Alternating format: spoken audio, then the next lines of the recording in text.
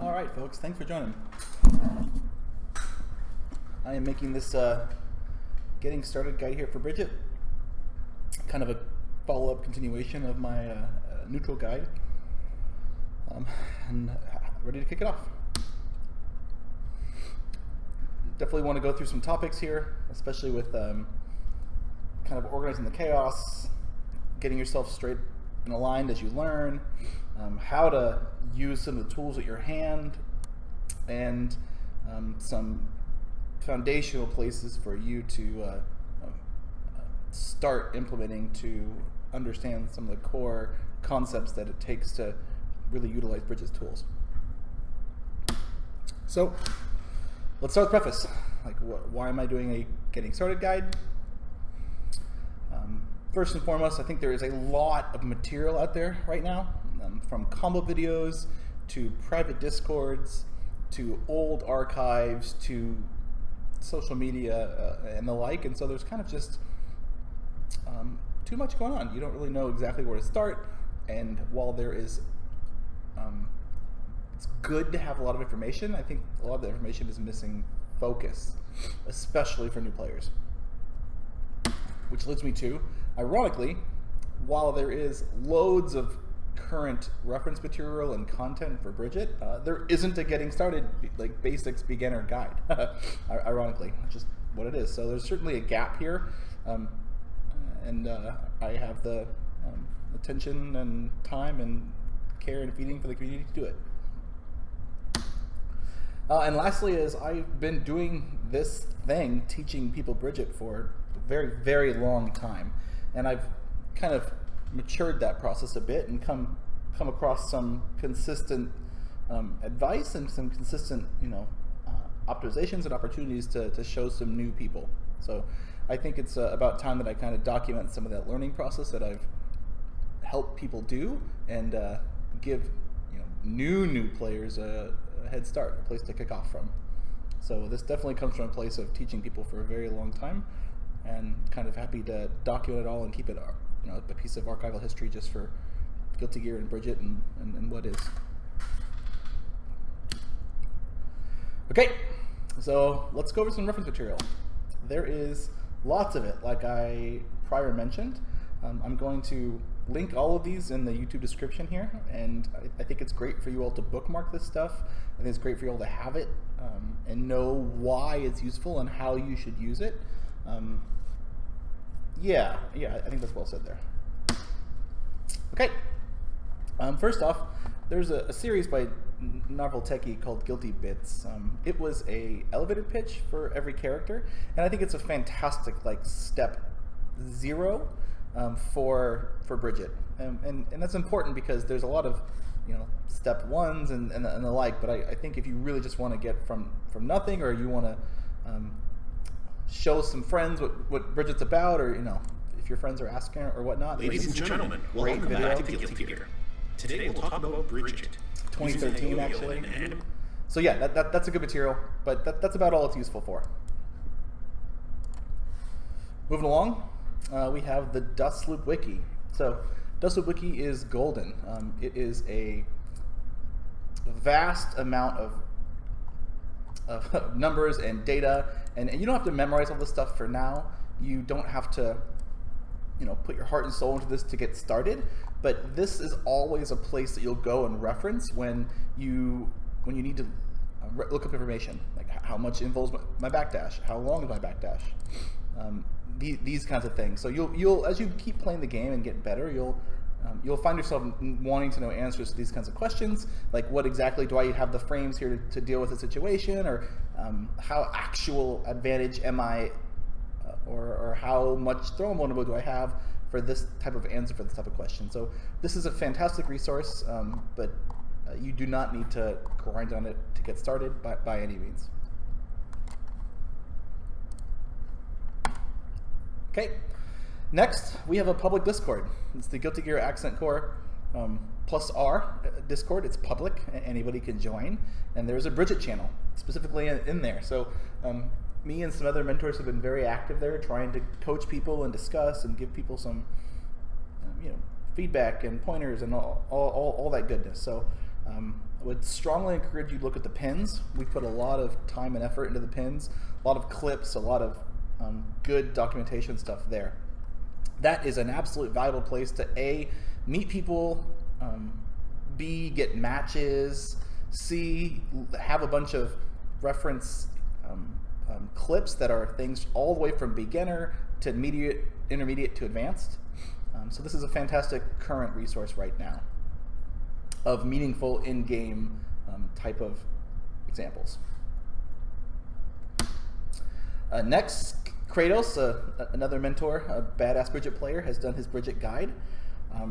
It is quality. It is good. It is a lot of information for a new player. Like, it just shows you things without letting you know what to focus on. So I still think there's a value here of what I'm doing now, but I still think this is a fantastic place once you have focus, and once you just want to keep recalibrating to make sure you're on the right track to get to the intermediate level. So I think this is a fantastic tool to keep looking over and keep looking over as you get into an intermediate level. Just want to call out as well that Kratos has a Google Drive with loads of combos and loads of information on it as well. This document here, it's public. Anybody can log in and read it. He put a lot of great work into it. So this stuff, again, information overload. You don't need it to get started, but it's a fantastic reference for you. Okay. Next, I made, just like this guide, I made a neutral guide. When you're getting started, you do not need this really at all. I think this definitely gets into some more advanced problems and topics, and assumes people can finish all their combos and understand when to take Oki and understand how to air throw. And there's a lot, that goes into this guide. So by that I mean, like, the floor is pretty hard to get started. So definitely don't need to reference this for you to begin your Bridget game and journey learning Bridget, but it's certainly a fantastic tool when you're at the intermediate level and you're trying to get to the advanced level. So bookmark the stuff, keep it all referenced for later. Okay, next is I have uploaded some matches from my computer that I've watched throughout the years for inspiration. So Rue, if you all know Rue, here's Twitter, Rue Bridget. Rue's easily the #1 Bridget player in the world. Rue's been around since we've all been around, since us old heads have been around, and Rue's always been like the leading champion of all the Bridget gameplay and tech and stuff there from Japan. So lots of old archive footage of Rue just being a complete monster. Excellent defense, really good air converts, really good neutral. And specifically, this is every year there's a big tournament called Super Battle Opera, and it was kind of like the Evo of Japan, I guess. That probably be the better way to say contextual what it is now. But at the same time, Japan also did an East and a West, North and South, Osaka versus Tokyo, 23-on-23, where each city or each region will have one character of represented of the entire roster, right? So Rue went on this freaking fantastic tear in 08 and beat like 8 people in a row, beat basically every single bad matchup. I'm hosting the files on Google Drive. They're all here. You can download them. You can watch them. They are linked on the YouTube description there, but I strongly recommend watching it and keep watching it. I think it's a fantastic way to keep the ceiling in your sights. Okay, and lastly to call out is Dustloop forums. This is we used this back in 04, 05, but this was the place that Discord essentially replaced and the wiki essentially replaced. But I still think it's valuable as a archive, A, for just some history, but B, we were still figuring things out back then. And if you just, you can see kind of live read dated problem solving and see what we were tackling with the new tools at that time, right? When Slash came out, there were some new tools. When Accent Core came out, there's new tools. So we were constantly discussing ways of using the new tools, and you can kind of see some of the problem-solving skills that Bridget players had back then. And if you just want to see some of our current folks, like Fairy and Blitz and myself geeking out and stuff as far back as '04. Oh yeah, here's an '06 right here or whatnot. This is a swell resource so you can use if you ever want to catch up with some reading and really like deconstruct what you're doing to really think about stuff for like getting to the advanced level. Yeah, some good reading. Moving along to the next major topic here. I originally called this advice. I was noodling on calling it something about meta learning. It sounds a little, pompous, but this is about outside of the game, things that we do to better ourselves and make better use of our time and get better without having to be like directly in the game pressing buttons. So it's good as you learn and progress to audit how your learning process is going and what's working for you and what's not. So that's kind of what this section's about. So first and foremost, it is, from my opinion, and again, I have a biased opinion, and example, I'm a twin, right? So not everyone's a twin, so I see more value in this than others, but I can certainly make a strong argument for the case. But playing with friends is the absolute best way to get better at Guilty Gear, and it's a great thing to keep in mind as you get started. So if you don't have any in-person friends that play, then make some online friends. Make yourself a part of the community and find folks that will play with you regularly. This is good for many reasons, but the simplest one is that you're just enjoying your time with your friends, and you are proud of their accomplishments as much as you're proud of your own accomplishments, and you're excited for their close matches and accomplishments as much as you're excited for your own. So it's pretty easy when you're playing online and playing in modern rollback netcode to just grind on ranked or something and not really be invested in who you're playing against or whatever. But there's some serious psychology that comes along with playing with a group and having a team and the like. So if you can put some effort into playing with people that are friends, it's really good. Oh, wrong direction. Okay. Next here, I have a cheeky little yin-yang icon here, but it's important to know that overall, on average, you should be winning about 50% of the time, which also means you should be losing about 50% of the time. So playing with friends is great for this because you'd be playing with people relatively your level. That's very important because if you just only win 1% of the time and get completely stomped, you're probably overwhelmed and not learning much. And if you are stomping somebody and you're winning 99% of the time, then they're not really pushing you. So you ideally, as you're learning and getting started, you want to find this balance where you have about 50% win rate, and that's really good. So find some friends that are your level. Find people in the community, people online that are at the same place you are. And a couple ways to do that, of course, you can always ping around the character channels and stuff. Maybe you have some matchups you actually enjoy playing. Maybe if you have a secondary character you enjoy, go on one of those Discord channels and try and find someone at your level there, and then play with them very regularly. Another way is when you enter a tournament, you can see what people placed at the same level as you in the tournament. If it's a 100-person tournament and maybe there's 64th place, maybe you should look at the people also in the 64th place bracket, and it'd be great for you to play with some of those people on the regular. Okay. Next, there's this awesome effect that happens with playing with friends, and it's really insurmountable as far as getting better. But basically, when you play with a group of people, the floor, when one person raises the floor, it raises it for everybody. So especially as you start getting better at the game, you'll have to really start mastering the mechanics. So things like instant blocking and air throwing, and these things are foundational, just instrumental to the game. They're monumental. They're huge. I can't over compliment these tools enough. But if your group's not doing them, then your group's not forced to do them, and it's an even playing field. But as soon as somebody starts doing one of those things in your group, it's going to be kind of a ride or die situation. Like everybody in the group will have to start doing them, or they're just going to get completely obliterated. So you'd be surprised how much subconsciously that these kinds of skill sets are developed just by pure competition.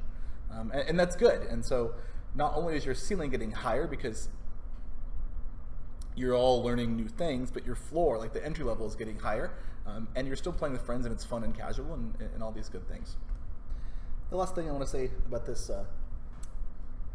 competition angle here too, which is healthy, good competition, is that it also puts the weight of learning all of the skills and tools in the game on the entire group, and not so much on like one central figure of the group, right? So different folks play different characters. It's an asymmetrical game. So some characters will lean on throws more, or some characters will lean on instant blocking or reversal uppercutting, like maybe there's a Robokai in the group more or something, right? So it is wonderful for you to be exposed to these necessary skills to level up that you wouldn't have naturally come across anyways, and they kind of force the problem on you, but it also means you're not responsible for learning everything all by yourself.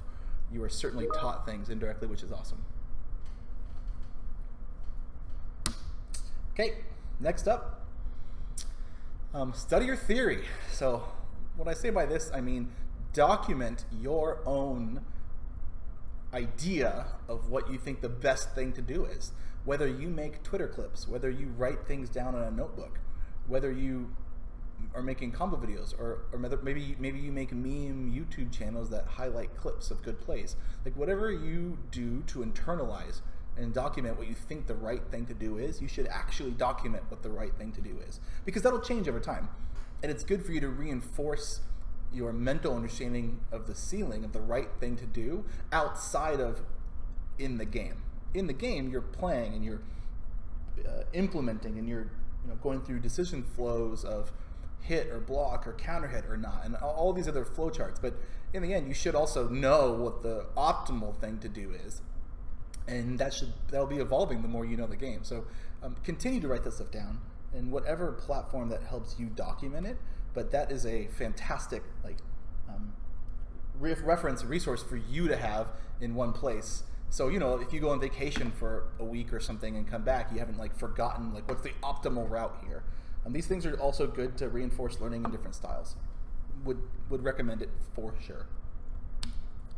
Okay, next I have a Venn diagram here, which is compare and contrast. So it is also important that you audit your own gameplay. You humbly watch replays of yourself, and you compare the same situation that you're in when you watch replay of the ceiling.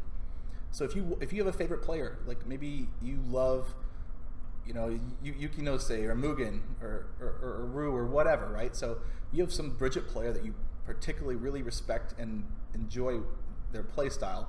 Compare the same situation that you're in your replay with the situation they're in their replay. And once the stars align and you see them in the same situation, see what route they did different than you, and really stop and think, what's the reason they did that? What's the pros and cons? Why did I do the routes I'm in? Is the route that I did what I even intended to do, or did I just get scared and I mashed or whatever, right? So it is great to audit yourself and recalibrate yourself based upon the ceiling. Don't lose sight of the ceiling, and make that a common practice you do to be aware of where you're at and how to get better, and how to open your perspective, not just how to get better, but how to see other perspectives for the same problem you're in, because people are considering other premises that you're not. Okay, next, which is a trick that I've done for a very, very long time that I strongly recommend, which is watch match videos.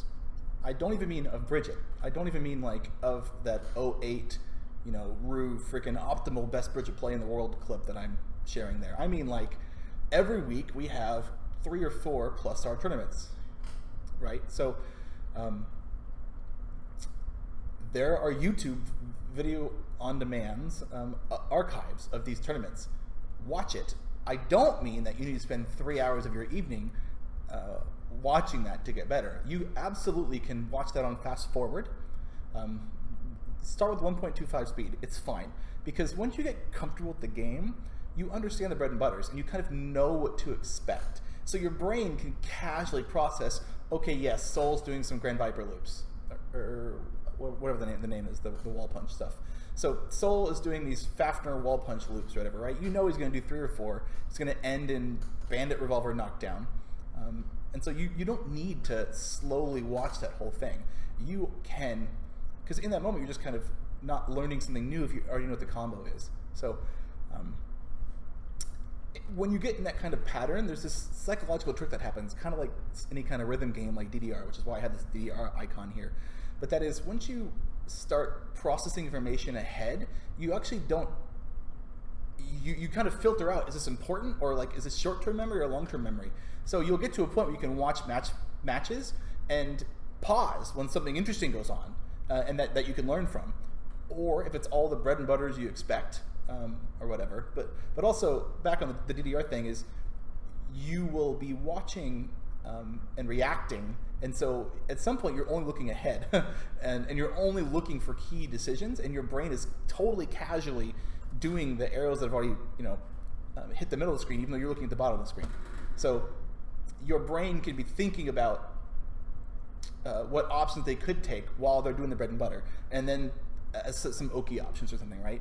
And then they do this, that, or the other. Then you can take the bread and butter and that kind of downtime to assess the pros and cons of why they chose those decisions, and if it worked for them, and if you should be considering the same thing. So there's a lot for you to play, to learn from current match videos that you can be efficient with your time about, and then get yourself current on without necessarily having to watch it all at 1-to-1 speed. Okay, moving on. So we talked about theory. Theory is very important. Keep sight of the ceiling. Now you should also, very with intention, use your time meaningfully when you are actually focusing on what to get better at. So I made a nice write-up in the Bridget Discord that somebody asked about, like, how do I actually practice with Bridget? And so I'm just going to read that verbatim here, and I think it's the right way to share this information on the platform. So it's relative to your level. You got to work on what your piece of improvement is. Isolate it and focus it. Maybe it's burst punishing. Maybe it's not getting grabbed. Maybe it's dropping combos. Maybe you don't take OPG kills when available. It doesn't matter what specifically it is, right?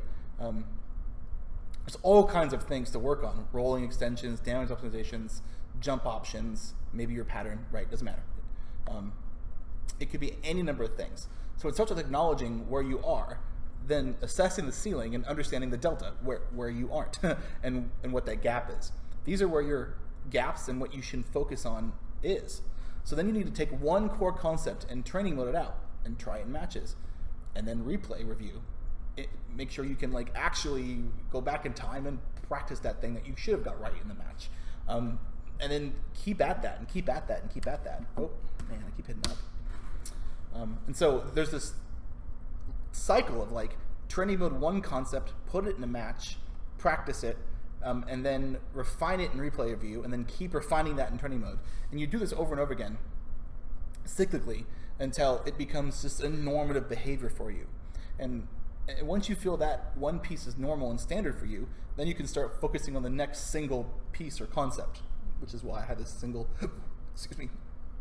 puzzle piece here, the black puzzle piece. So that's how you practice. And so it definitely starts all from a humble look at what you are lacking. And again, that's why I'm telling you to look at the ceiling, and why I'm telling you to humbly audit yourself and see what the delta of you and the ceiling is. Moving on, let's go through some training mode. Training mode is a tool. It has all kinds of functions and capabilities and things to do to help you refine anything you're trying to get better at. But there's a lot of ways to use training mode that maybe folks that are brand new don't know.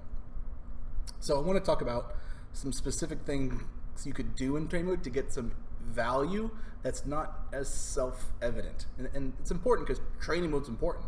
You gotta practice. So we'll go through the meaties, hit confirms, understanding, plus frames, and then some very Bridget abstract starters and how to really practice those things. So I'm gonna pull up the game here. So with Bridget especially, it's very important that when you do land some ground combo, that you then take the opportunity to set the yo-yo and do some meaty hit, call it back, extend, you know, get more damage and have routes on block and all that goodness. So we all know that putting the yo-yo behind the opponent is good, hitting them when they wake up is good, and then having that problem is good. So I'm going to show you, or I want to outline a problem here in training mode that training mode could solve if you know that how to use the tool properly. So that is, we're practicing combos, right? Oh, cool, we're just doing kick slash kickstart, kick slash kickstart. Well, that I've recorded a sequence of this combo, and I'll play it here. Where I set the yo-yo, do some little dinky combo. The combo's not optimal. It's just to show the concept that I'm doing some kind of meaty combo on Chip. Cool. Now we're going to change characters. Instead of fighting Chip, let's go fight Venom. And again, I've recorded this combo in the replay function of the game, so the memory of the computer is playing at the exact same time every time. I'm going to hit replay, go play back here. And you'll see, cool, get my little combo thing right. It drops it, that's basing on Venom. It doesn't matter. The point I'm showing here is meaties. And so, watching that, you assume you got your meaty and your combo correct. Let's go back to Chip to outline the point.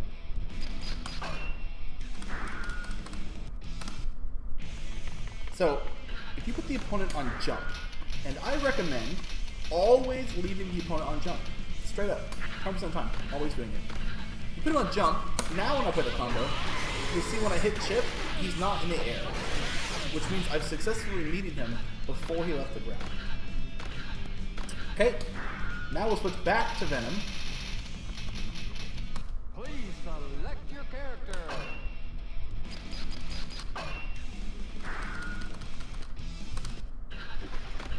Exact same combo here now. There, you see he jumped away. So in this game, people have different wake-up times. We all know that. But more importantly, if you just leave the opponent's stance to jump, you'll be able to better time your meaties. And you'll build that intuitive second-hand kind of best practicing nature about the way you practice, which will integrate in your matches and the like. So tip number one, leave your opponent's stance to jump. Now that we got the opponent on the jump state, and we can practice meaties and practice our timings on different characters, let's talk about hit confirms. We've all gone to training mode and done our basic, like, you know, low forward fireball or very basic bread and butter combos over and over again.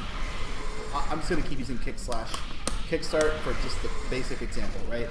ABC special move kind of thing. So this is swell and all, really, but you're actually, like, psychologically and physically not doing yourself a favor, because in a real match, your brain is much more engaged in the decision-making process than simply just doing, like, the ABC special move thing.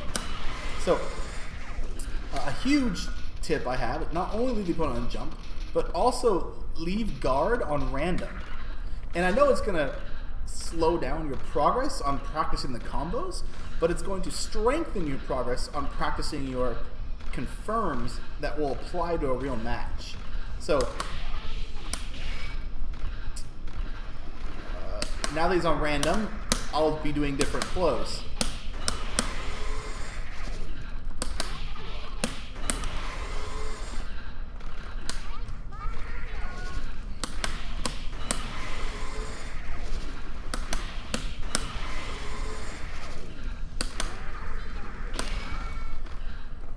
Next, let's talk about understanding mathematically what advantage is.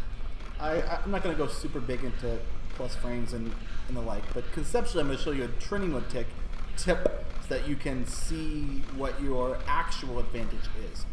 So maybe I should turn my input on here. Player display, input. So I'm going to swing at Kyle and he lands here with the punch. He blocked it. And the CPU is jumping. So I'm going to also hold jump. And you see how I actually, in this situation, rose up before, like jumped sooner than him? That means I'm jumping, I'm acting before the CPU in this situation. So Bridget has much advantage after blocking a punch. The further out, you know, they block it later. That was on hit, so they had some more hit stun, so I had more advantage. But this is a trick we would do all the time back in the day, too, to find out how much advantage you are. One jab, pretty big advantage. Further out, almost even there. I mean, I think I whiffed the last one. But yeah, there it is. That is a good tip to understand the situation that you, after it's over, to see how advantageous it is for you. It's particularly useful with things like yo-yo set. In this situation, Kai jumped first, so Kai could very easily be mashing Stun Dipper on me. So setting yo-yo on pressure isn't always the best thing if they're going to be mashing Stun Dipper. And I did the fastest set there, right? You could certainly do some other set and see how late I jumped, which is then why jump cancel moves are particularly good. Because if you're at advantage, you can set after jumping away, which usually if you're jumping away and they're mashing attack, they're not going to hit you on the ground at that space or something, right? Like if he's doing mashing Stun Dipper, your jump would dodge and avoid it. Yep, so there is the training mode trick to make contact, hold jump while the opponent is at the jump, and you'll understand the static difference. Notice sometimes I'm jump canceling, and you can also do it so you're not. Last training mode tip I have here is a way to recreate kind of dynamic, abstract circumstances that you find yourself in as Bridget all the time. Bridget, you play a little unconventional. You're a little in the air doing movement shenanigans and whatever, right? So you get pickups that are not as conventional as other characters. And so I have found this trick here in training mode to practice converting off of those stray hits.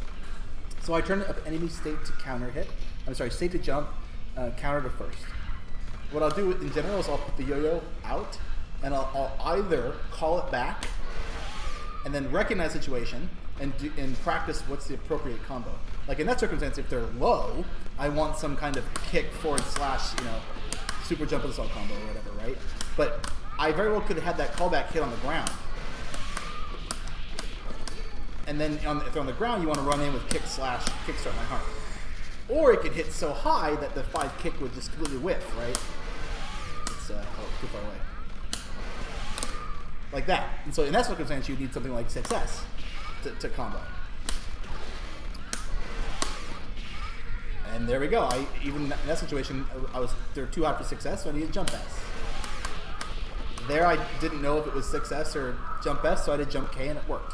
So I find setting the yo, calling it back, and then doing the pickups, practicing your ability to convert, very powerful.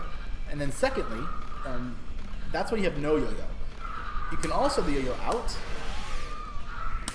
lower than them, and you can do a roll into a counter hit jump slash. And then you can practice the exact same circumstance, but then you also have your rolling extensions.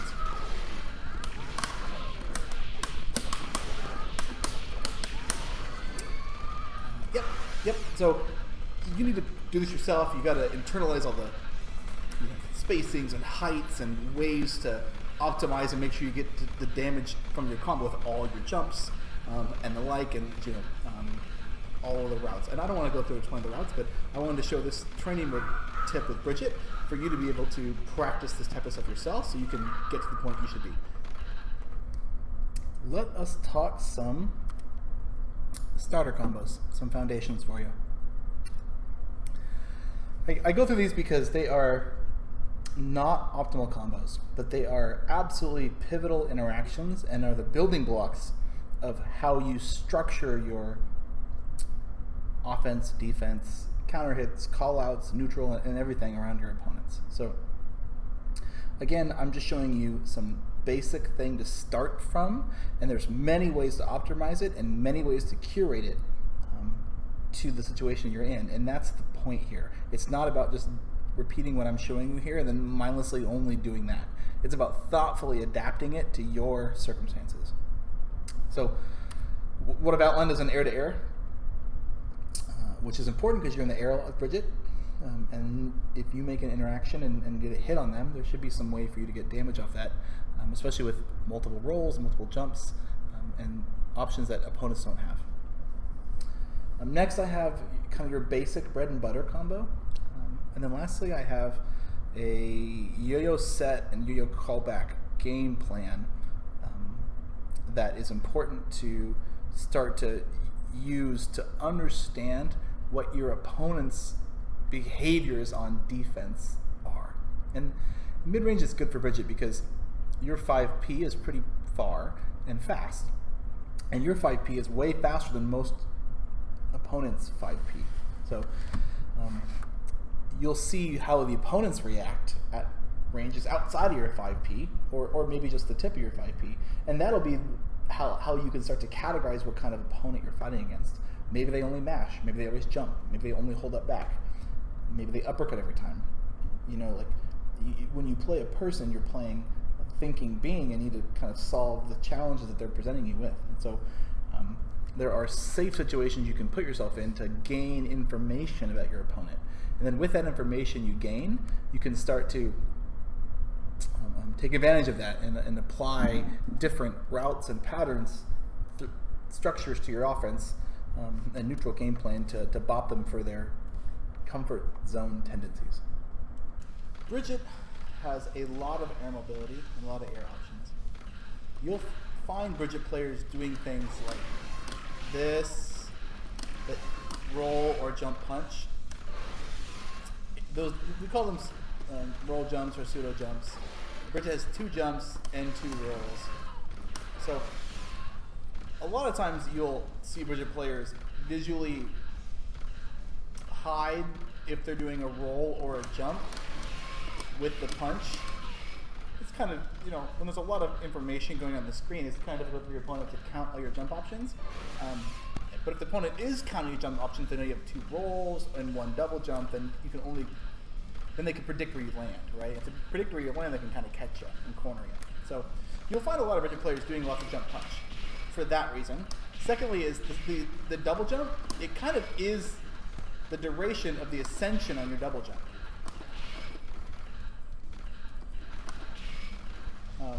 Which is nice because then you can do like multiple jumps after, and it kind of fills the timing up meaningfully. So you'll see Bridget jump punch a lot. Lastly, it's got a good box if you go vertical. Up forward is okay, but up is really good. If they stick out a button, you're just sticking out a faster button. So what I want to talk about now is an air-to-air combo. As a beginner, where do you start? Throwing jump punch is good. I don't mean mashing it, like I'm doing in this example, but hitting your opponent, proactively throwing out the jump punch as you're jumping away or jumping is very good. And if it connects, then you can combo. Now, the nice thing is the combo is to down slash. So you do jump punch, down slash. But if the jump punch whiffs, you can press down slash, but nothing happens. So it is a very good air-to-air beginner combo to practice doing jump punch to down slash. And if it hits, you make a combo. And if it doesn't, then you got to recover and do other actions. Next, let's talk about probably one of the most staple combos you'll see, or you should be getting, is Bridget. Everybody that reads the wikis or does super guides, they'll instantly start this combo. Like that is not as practical and as opportunity arises for that as you think, because you need to be really close to them, belly to belly, with that 5K. And realistically, like, how often do you want to be in that position? you don't. As Bridget, you want to be throwing the jump punch, as aforementioned, or fadeaway jump slash, or doing yo-yo shenanigans, right? Everybody loves throwing out the razor bear, all that kind of stuff. So like, if I'm throwing the razor bear out, you know, how am I landing the 5 kick right now? Right? That's not as practical. It's not reasonable. So, I believe the most common bread and butter, the most common combo you see that's foundational is the Antiair combo, the forward punch. I would recommend putting the opponent counter hit on random. This is important because, well, I'll just show you. The the 6P anti-air combo is different on counter hit or not and the height. So if it is on counter hit, you have to let the forward punch recover before you 6 slash, or it'll miss. I guess Tessman's kind of fat, but there you go. That's a good example. There is a spacing where he's too high.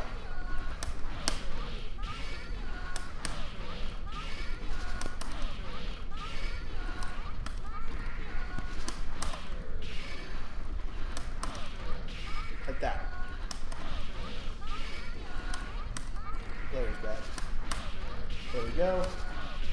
Okay? And then there's also a spacing where if there's no counter and you delay, they won't combo. So it really depends on how high you hit the opponent. I strongly recommend practicing this combo in training mode for a new player. It is like the staple real combo to do. There's all kinds of ways to optimize it and do it with rolling extensions or super jump and stall or whatever. But for getting started, it's great to practice this combo. That's the best combo to practice, straight up, in my opinion. Last foundational interaction here I want to put on display, have you all start doing, again, I'm talking to beginners here, right? That can give you something to build on. This is not an ideal best case scenario combo that every top player does, but foundationally this type of interaction happens all the time, even at the top level. And that is setting the yo-yo, hitting them, setting the yo-yo, and hitting them, calling it back. So I think slash, set, slash, callback, slash, set, and then start all over again is a good place to be at for learning and starting off. There's all kinds of ways to change that interaction with different, details, but fundamentally that interaction is crucial. So let's say, for example, your opponent is over blocking. They're blocking too much. Let's turn the block on, guard, on. So they're blocking too much, right? Well, you crank their guard bar, but you can't open them up. So you could very well do a punch bear, slash set, slash punch bear.